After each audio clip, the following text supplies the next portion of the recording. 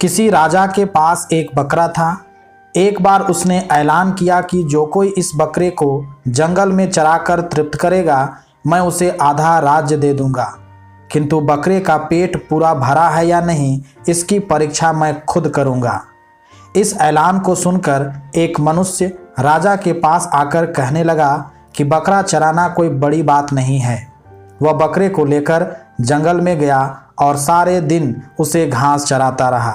शाम तक उसने बकरे को खूब घास खिलाई और फिर सोचा कि सारे दिन इसने इतनी घास खाई है, अब तो इसका पेट भर गया होगा, तो अब इसको राजा के पास ले चलूं।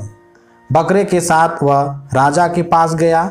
राजा ने थोड़ी सी हरी घास बकरे के सामने रखी तो बकरा उसे खाने लगा।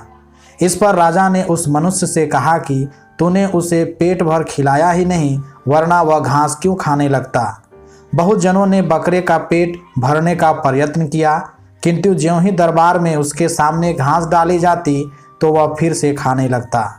एक विद्वान ब्राह्मण ने सोचा, इस ऐलान का कोई तो रहस्य है, तत्व है, मैं युक्ति से काम लूँगा। वह बकरे को चराने के लिए ले गया। जब भी बकरा घास खाने के लिए जाता तो वह उसे लकड़ी से मारता। सारे दिन में ऐसा कई बार हुआ।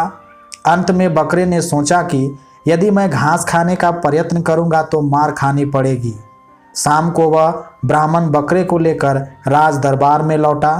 बकरे को तो उसने बिल्कुल घास नहीं खिलाई थी, फिर भी राजा से कहा, मैंने इसको भरपेट खिलाया है, अतः यह अब बिल्कुल घास नहीं खाएगा।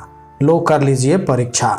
राजा ने घास डाली, लेकिन उस बकरे ने उसे खाया तो क्या, देखा और सूंघा तक नहीं। बकरे के मन में यह बात बैठ गई थी कि अगर घास खाऊंगा तो मार पड़ेगी, अतः उसने घास नहीं खाई।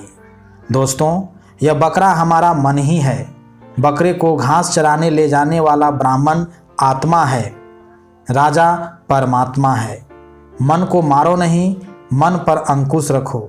मन सुधरेगा तो जीवन भी सुधरेगा।